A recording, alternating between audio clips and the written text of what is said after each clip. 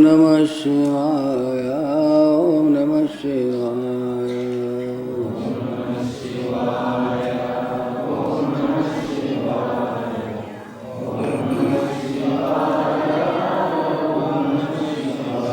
ओम नमः शिवाय ओम नमः शिवाय ओम नमः शिवाय ओम नमः शिवाय ओम नमः शिवाय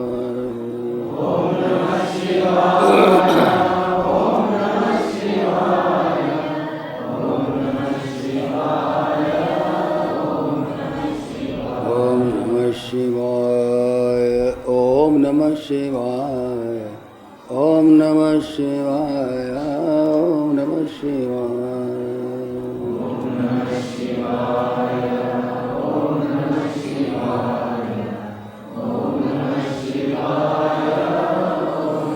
शिवाय ओम नमो नारायणाय ओम नमो नारायणाय ओम नमो नारायणाय ओम नमो नारायणाय ओम नमो नारायणाय ओम नमो नारायणाय ओम नमो नारायणाय श्री कृष्णं वन्दे जगद्गुरुं श्री कृष्णं वन्दे जगद्गुरुं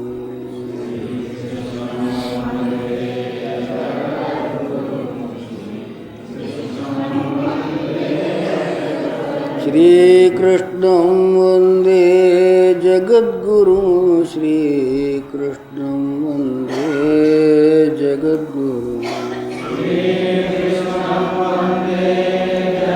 जगद्गुरुं श्री कृष्णं वन्दे जगद्गुरुं श्री कृष्णं वन्दे जगद्गुरुं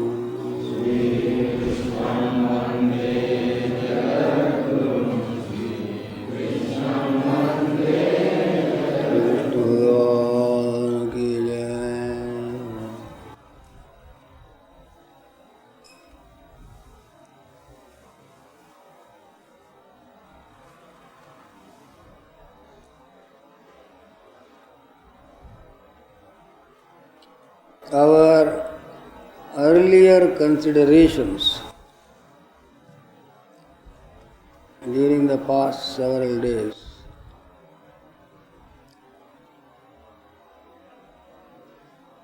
were particularly concerned with the analysis of the very process of spiritual practice.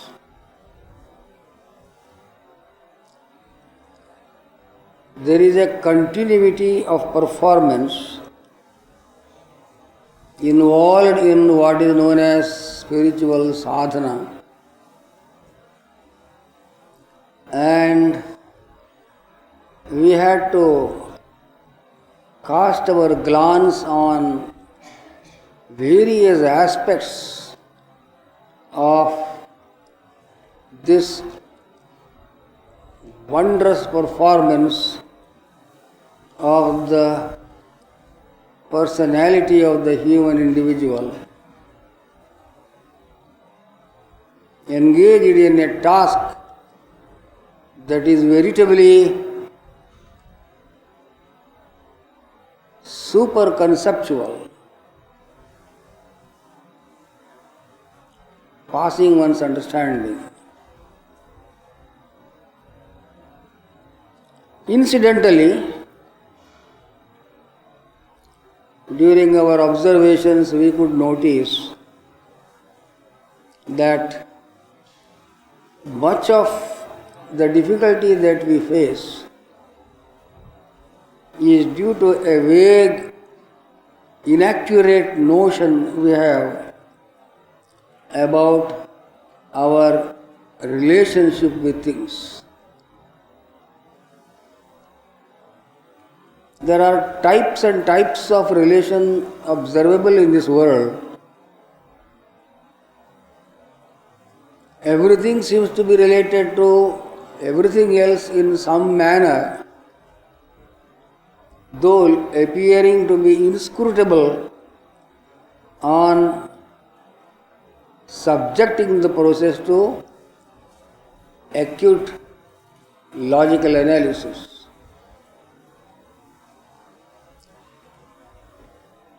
There are basic fears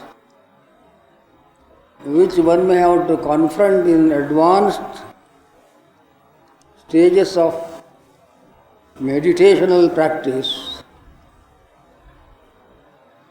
which may not show their heads in the earlier stages of sadhana.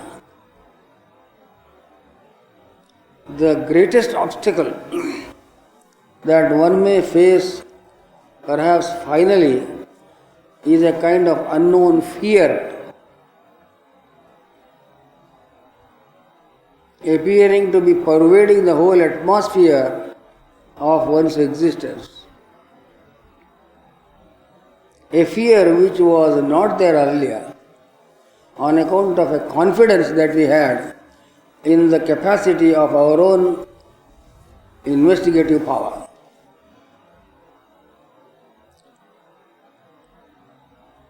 The advance that we make in spiritual practice is actually an advance that we make in the diminishing of the intensity of our ego-ridden personality. We appear to be large and very significant in our life as perhaps prominent personalities in some way or the other. But as you move forward and forward in the sincerity of your spiritual practice, you will come to realize that your so-called personality importance gets diminished more and more. The more you are diminished in the notion of your own strength and capacity individually, the greater is the fear that will grip you from all sides. We do not, generally speaking, seem to have a fear of anything. We are getting on well in this world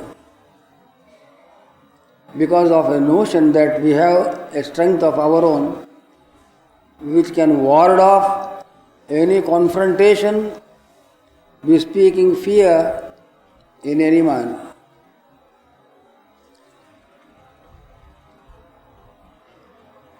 The in-depth knowledge of our own personality, which reveals itself gradually in our meditational practice, reveals at the same time the hollowness of our previous assumptions, and we begin to feel that we are quite different within ourselves from what we assumed in our earlier days. Simple things will assume enormous proportions, frightening us out of our wits in the advanced stages of spiritual contemplation.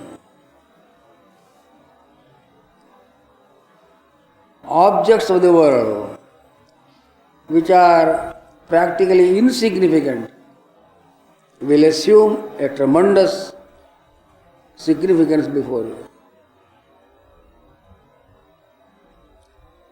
Among the fears that may grip us, 3 at least can be mentioned as preeminent among them.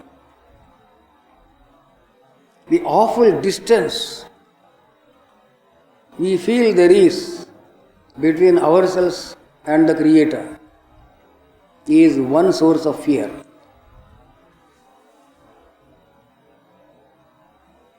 How far is God from us? Frighteningly distant He seems to be. And that fear can eat up our personality totally.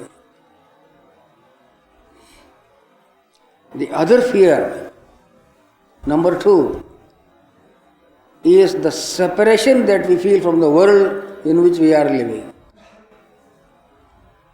We feel estranged from the world, which is our own habitat.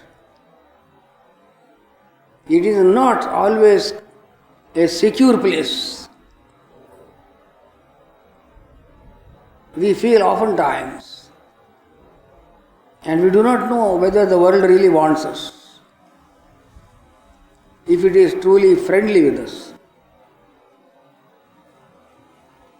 The third problem is the apparent irreconcilability of one individual with another individual in the world. Neither you can compare nor contrast one with the other. Finally, when you reach the logical end of our investigations, neither can you know how far is the ultimate reality from you, though it is clear enough to frighten us by telling us that it is immensely distant, far, far away from even the stars.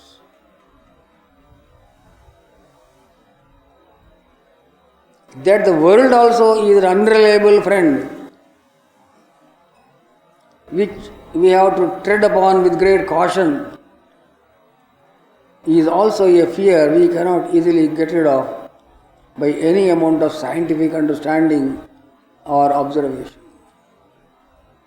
As to our relationship with people in the world, the less said the better. We do not know how to live in this world of people. These 3 foundational concepts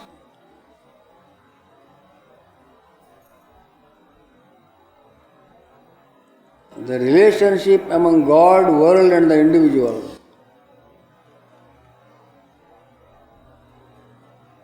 have to be probed into threadbare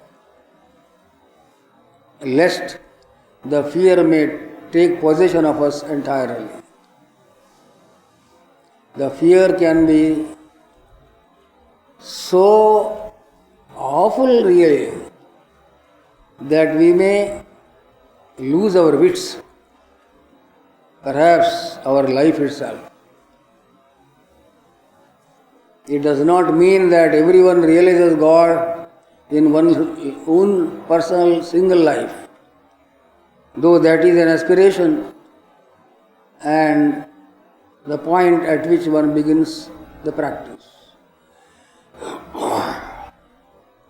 Why does it appear to us that the Creator is so far from us? Why do we feel estranged from the world which is our own house? Why are we so suspicious about our relationship with people in the world? We take all these difficulties for granted and do not go deep into the matter and ignore it, as we often ignore very serious illnesses of the body to our own ruin finally. There is no use carrying on spiritual sadhana or meditation with the secret fear inside that everything is frightening is not a happy state of affairs. Neither you are my friend, nor the world is my friend, nor God seems to be very near me. Then there is nothing left. Everything goes at once with the going of the conviction that these 3 apparently separated entities are not organically related or affiliated ones. But is this fear justifiable?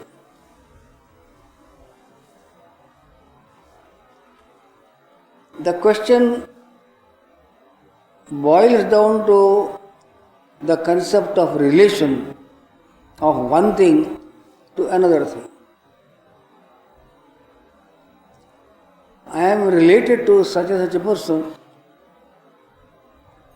is a statement that we often make in our own lives. What kind of relation it is that you are maintaining with another person?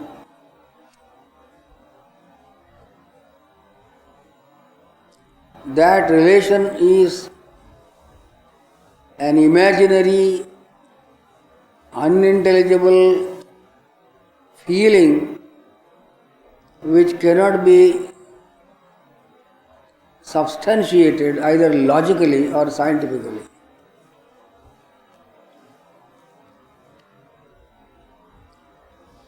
A relation is a notion in the mind.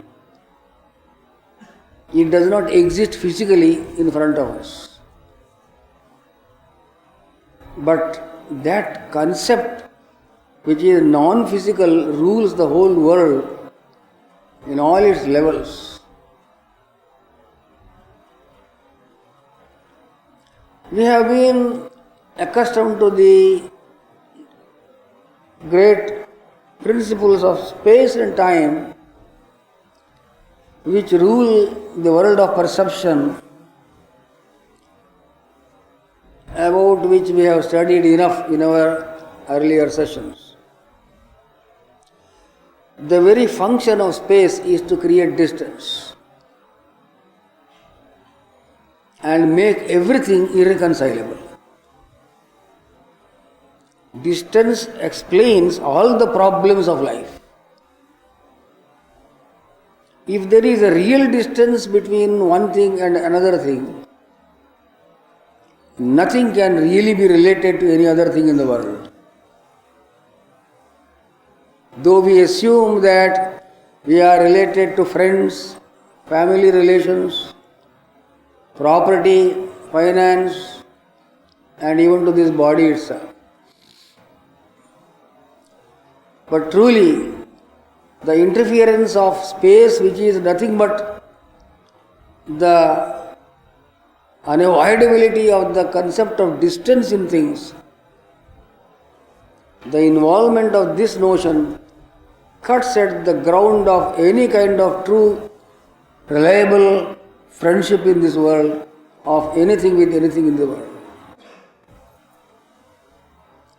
Nobody can belong to anyone. Nothing can belong to you. Because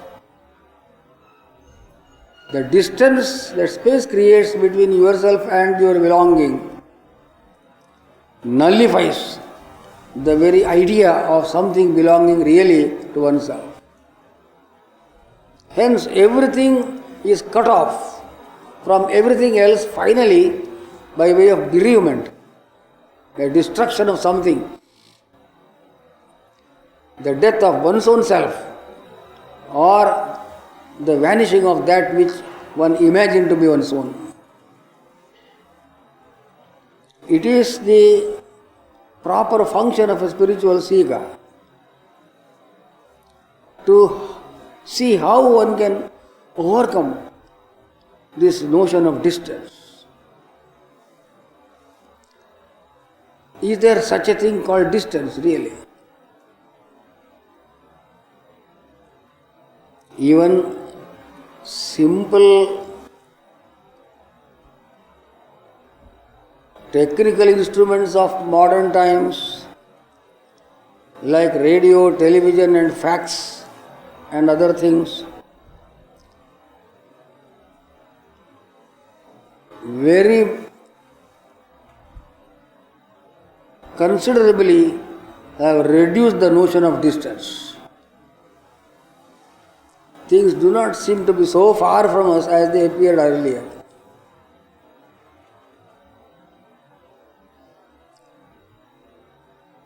But though these technical apparatus appear to be working very fast,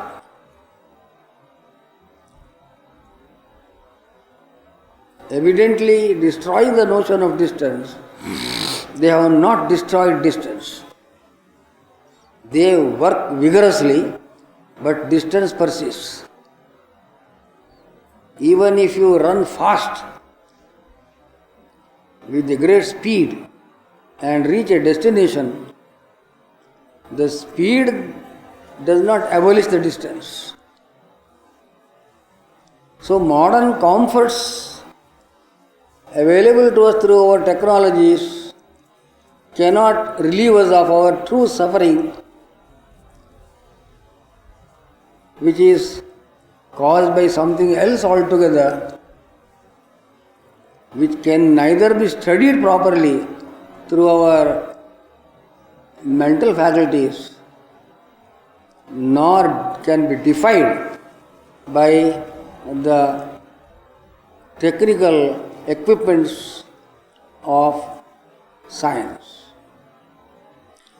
That is to say, there is a basic difficulty which is prior to even the thinking process itself,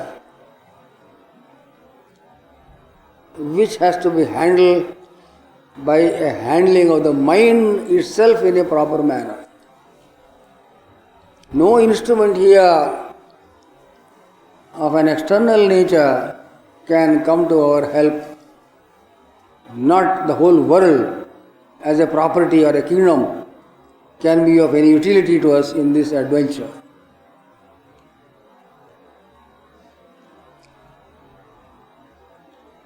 God created the world. This is what we hear. The very word creation brought immediately into our mind the idea of a separation of something from the Creator.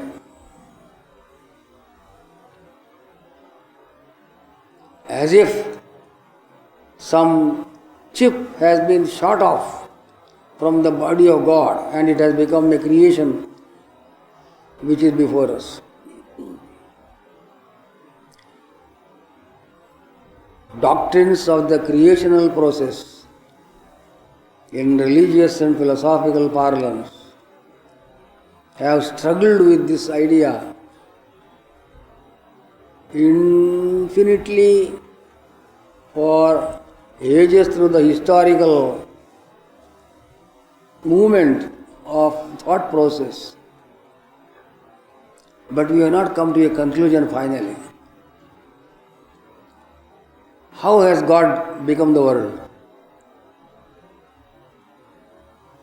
We have seen in this world of experience something coming from something, something creating something else, and so on. It is only through these analogies that we can imagine how God must have created the world. One analogy before us is the manufactured goods of the world in their relation to the manufacturer and the instruments. Carpenter and the table, potter and the pot, goldsmith and ornaments, and so on and so forth are illustrations before us. So there are some schools of thought who tell us that God created the world out of some material which is named differently in different schools of philosophy and religion. Some naming it inert substance, some calling it Prakriti, the matrix of all things. some saying that there was a void and God created the world of a void, the consequence of which is not known to the promulgator of this doctrine.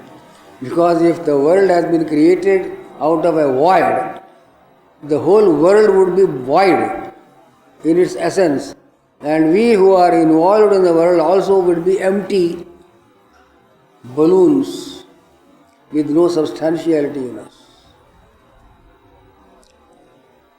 A thing coming from another thing,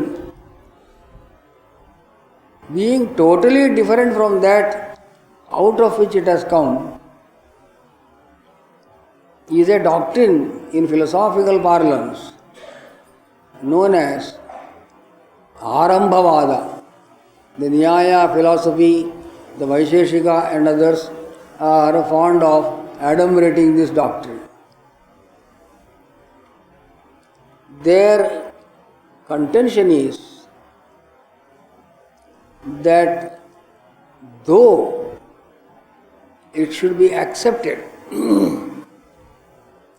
that there is no material totally different from God ultimately, some novelty is certainly introduced into that which is created, like water coming out of hydrogen and oxygen. Everyone knows that the two gases in certain proportions blending themselves accordingly become water. But water has a quality which neither of these gases has. The novelty present in the water makes these doctrinal philosophers feel that a new thing can come out of something, though in a very significant way the newly created thing should be considered as present in the cause thereof, like threads creating cloth. Do you believe that cloth is created by the threads? Is the cloth as a created object standing outside the threads? The cloth is not standing outside the threads. It is the threads. Yet, there is a novelty in the cloth. We can put on the cloth or the clothing, but we cannot put on a bundle of threads. This is also an aspect of Arambhavada, or the creation of a newly observable phenomenon out of a cause which may, for other reasons, contain the effect inherently in itself.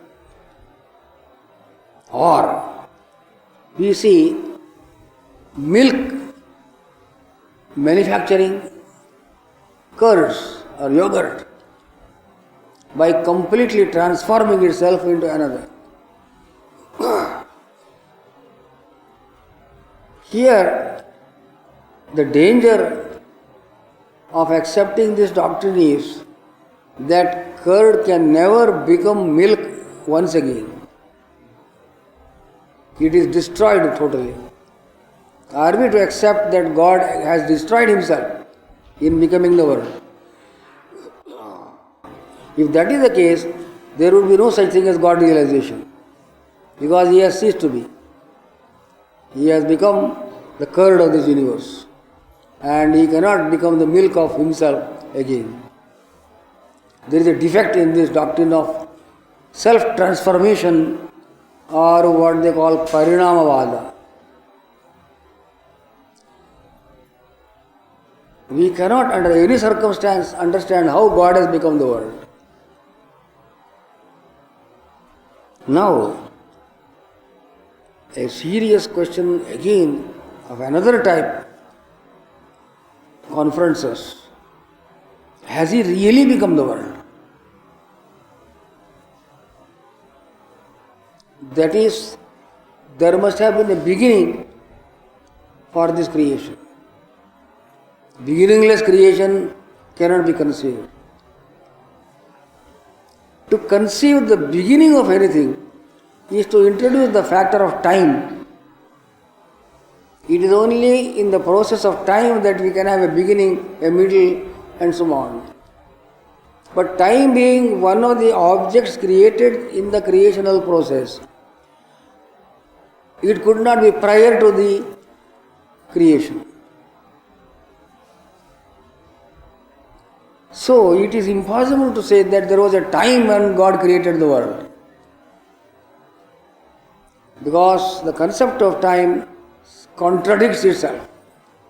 By placing time prior to the act of creation itself, because without time, creation is not possible.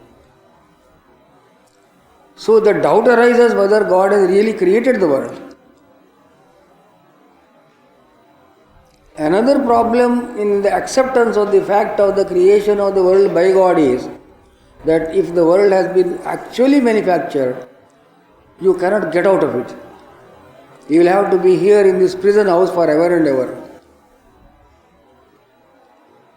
As long as the world of creation is there, compelled by the will of God at the origin of things, we cannot attain salvation.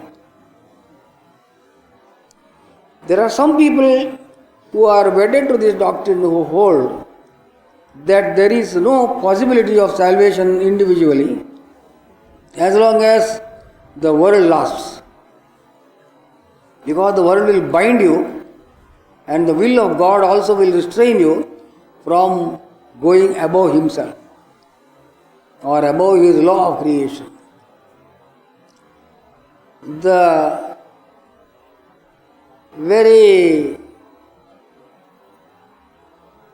intriguing result that follows from this doctrine is that you have to wait till the dissolution of the universe in order that you may attain salvation. So where will you be sitting after you attain to knowledge of God until the time of the dissolution? And when is the dissolution of the world going to take place? This doctrine tells us that individual salvation is not possible, and nobody has attained salvation up to this time, because the world has not ceased to be, it has not been absorbed to God. Te brahmaloke tu parantakale paramrata parimuchanti sarve. There is some corroboration of this doctrine in the Mundaka Upanishad also. And the end of creation, they all dissolve in God, not before. This is the concept of what is known as Sarva Mukti, total salvation of the entire creational apparatus. But it is basically a stifling doctrine. The heart of a human person does not accept it.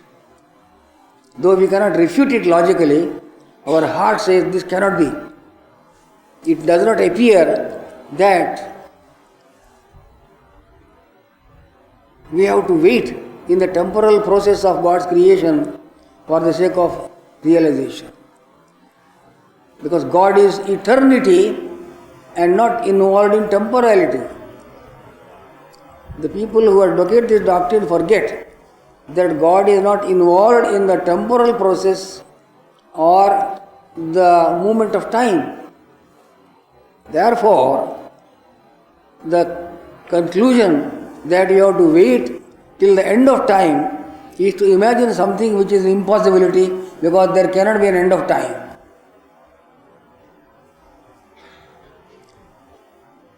Then what is the solution? How did the world come from God? Our heart tells us that it is possible to realize God immediately if our soul is actually asking for it. And the soul does not accept from the heart of hearts that there is a necessity to wait till the end of the temporal process for attaining God. Because God is above the temporal process. Eternity defies the temporal process, and the very idea of waiting for some time is contradictory to the eternity of God's existence. So no waiting in eternity, because there is no time. So instantaneous salvation is possible. This is what our heart says. And the question of Sarvamukti, etc. does not arise. These are all empirical notions carried to the point of breaking by futile logic of pedantic metaphysicians whose heart does not operate while their intellect is arguing. The other illustration about God's creation is that it appears that there is a world, but really it is not there. The most difficult doctrine is this. While the other theories are intelligible to some extent, this last one seems to defy our understanding itself. Why does the world appear to be there if it is really not there? Illustrations of dream perception, etc. are galore before us. And the most common example is how a rope creates a snake.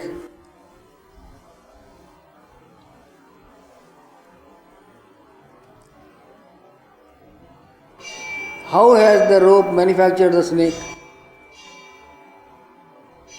You know it very well. An interaction in the perceptual process is the cause of that apparently existing snake there in the body of the snake, of this rope. So the whole problem of creation seems to be a perceptual malady. It is a disease of the mind, a contradiction arisen in consciousness, which has to be understood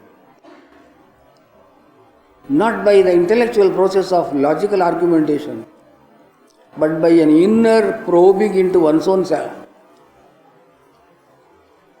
where your heart is the reason behind all other reasons. It tells you that the feelings are in us. Our basic aspiration, which does not accept any kind of argument in a philosophical style, has its own conclusions, and its conclusion is the certainty of your own aspiration. The intensity of the longing for God defies at once the concept of time process involved in the practice of sadhana. Something tells us within ourselves that instantaneously we can have this realization. While all observation, technology, logic, philosophizing will frighten you away by saying such a thing is not a practicable thing due to the immensity of the task before us, the heart says the entire problem can be solved in a magical instant. the nightmare of the dream process, which can frighten you up to the point of death, wherein, in which experience you may live indefinite number of years of turmoil, suffering, and involvements of various types, looking almost insoluble in the nature of its tragic shape, gets nullified in one instant by the rising of the waking consciousness. The longest life which you appear to have lived in the dream process, in the dream world, does not seem to have been there at all.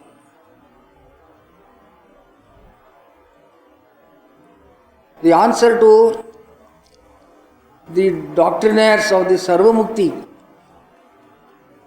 concept, which I mentioned to you a few minutes before, that we have to wait for our salvation until the whole universe is absorbed into God. One person cannot attain salvation, everybody should attain, and until all are withdrawn into the bosom of God, no individual can have the privilege of salvation. This frightening doctrine is answered by the dream analogy itself. Many people you have seen in your dream world. You must have had a family. You must have been a king in that huge empire of the dream world. The entire creation was there.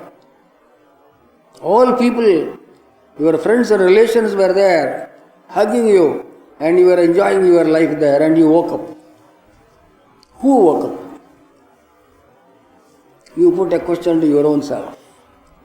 Who is it that has actually woken up from this dream experience of a long, long difficulty of living in the dream world?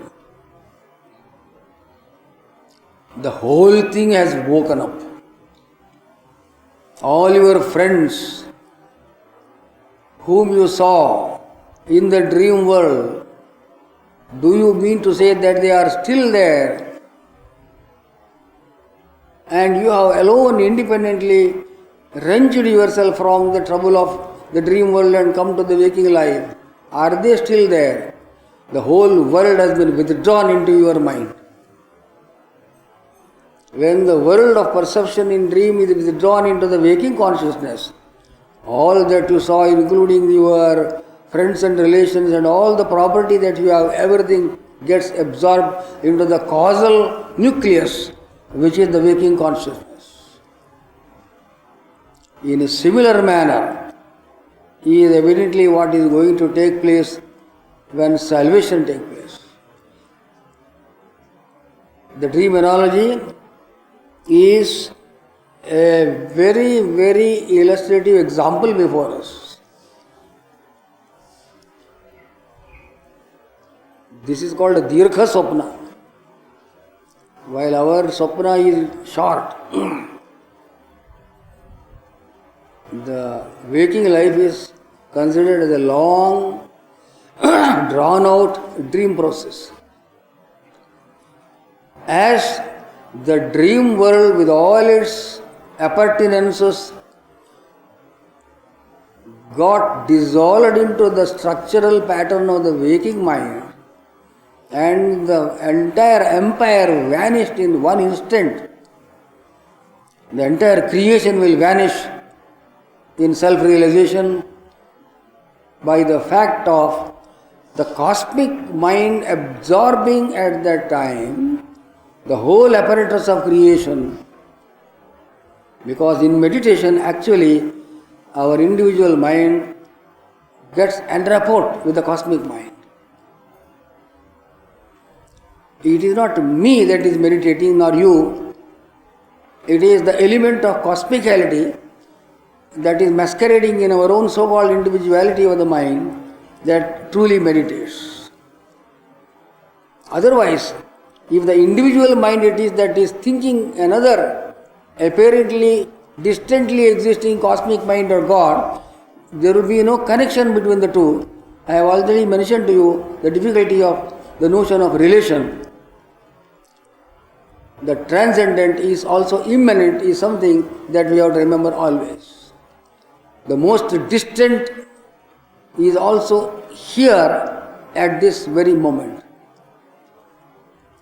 Because of the infinitude that is potentially present in every individual, working its own way in an infinite manner.